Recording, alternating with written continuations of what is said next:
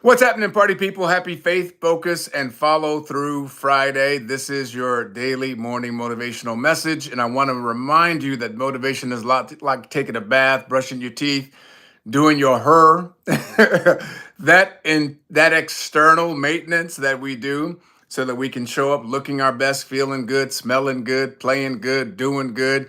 You also want to have as much care and attention, if not more, to the internal. What's happening up here is way more important because what happens up here determines what happens out there. The inner root is going to bear the outer fruit. So I want to talk to you today about how to push through when you don't want to. How do you push through when you don't want to? You're going to be dealing with life because you are in life. You cannot get out of life alive. So life is relentless. It's going to keep coming at us from many different angles and different opportunities to trip us up and to take us out. Every obstacle is an opportunity for you to seize it as a growth opportunity. You might be in pain right now. You might be suffering right now. Your heart might be broken wide open right now. You may be feeling kind of low. You might even be feeling lightweight depressed. You may be feeling like you just don't want to know, want to take another step or how you're going to take another step.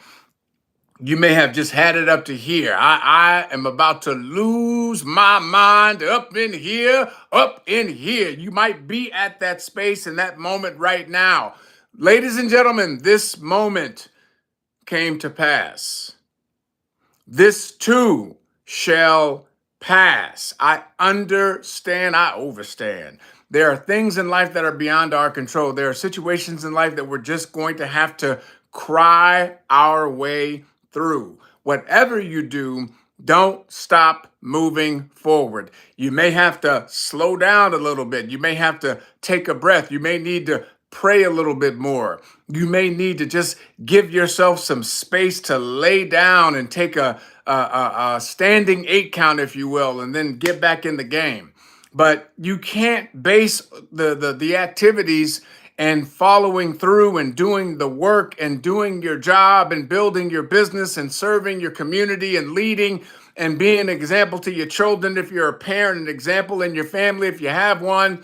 You cannot take the foot off the gas pedal because you're not feeling well. You can't stop doing the things that you came here to do because you're going through a very difficult time. That's called life. And life is going to keep lifing. It is relentless. It doesn't care about your aspirations. It doesn't care about your goals and your dreams. It doesn't care about any of that. It just keeps coming. And so your assignment is to find the growth in that painful moment, to find the opportunity in that tragedy, to find the ways of toughening and forging yourself into a better version of yourself, building your inner citadel. That is that safe haven within you that cannot be disturbed by adversity. It maintains a solid foundation, a strong core, and it keeps pressing forward regardless of the extenuating circumstances because it understands that this is where all of your strength, all of your life, all of your power flows from.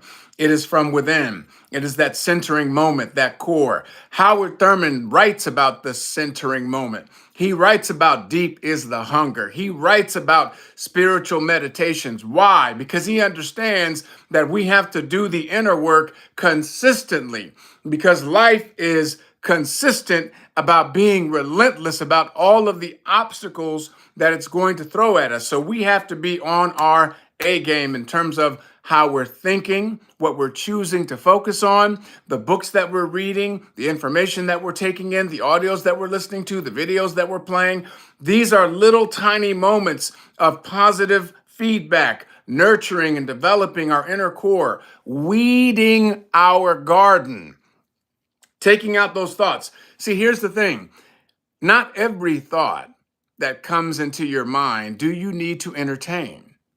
Sometimes you find yourself in a toilet bowl flush because you're thinking about something negative. You're thinking about something that you're imagining and it's not even real, and then you're taking it to the next level because we love to entertain negativity, toxicity, anything that makes us emotionally unbalanced. You would be surprised. Do you know that there are people who are addicted to watching the news? Did you know there are people that love to gossip? Did you know there are people that love to marinate in other people's misery, not their own misery, other people's misery. They love to look at a car wreck. They love to look at a divorce. They love to look at trauma. They love to look at people going through challenges and trials and tribulations, getting laid off from their jobs, going bankrupt, having troubles, because now misery loves company. Now they're like, okay, it's not just me. So understand there's a human element of being attracted to all of that toxicity and negativity. There's a human biological payoff when you can point and say, that person is evil and these people suck and look at what they're doing over there and look at what she's doing and look at what happened to them. Oh, they thought they were so good and they had it going on, and now look at that family just falling apart. Oh, he thought he was all that. Well, look at that. He just filed bankruptcy. Oh, look, she thought she was all that. She just got laid off from her job. So people love to engage in toxicity and negativity. Do not fall for that. Do not go down that path. And just because certain thoughts pop into your mind doesn't mean you have to give them time and energy and effort. You cannot control everything that comes in your mind, but you can control what you choose to give your attention to. So I really am challenging you to dig deep and to continue to find the growth opportunities in the obstacles that are laid before your feet. When life starts lifing and things are happening and it's not going your way, see, we all want things to happen when we want them to happen. We want things to unfold as we want them to unfold. We want the goodness to happen as we want it in our own time. And that's not how life works. There's your time, and then there's divine timing, and there's God's time. So sometimes they're not going to match up. The question is, how you going to handle it? What are you going to do about it? How you going to respond to it? See, you have to make better decisions. And your job, my job, is to say, hey, there's still work to be done today. I still need to show up as a father. I still need to show up as a business leader. I still need to show up as a coach. I still need to show up as a trainer. I still need to show up as a speaker. I still need to show up as an example so that when people are looking at me, they're saying, hey, that's what I want to do. I want to be like that. I want to be an example and not a warning. It doesn't mean that we're not going through it. It doesn't mean that we're not having to face challenges and difficulties and heartbreak and heartache and pain and suffering. That's part of life's journey and life's lessons. But you got to keep moving forward. And if you can muster the spirit of joy and muster the spirit of gratitude and muster the spirit of appreciation for what you do have and focus on what you can do and focus on what you have accomplished and focus on what's to come, looking at that clear and concise mental picture, you're now giving yourself a fighting chance. And now you're going to become stronger as a result of weathering the storm.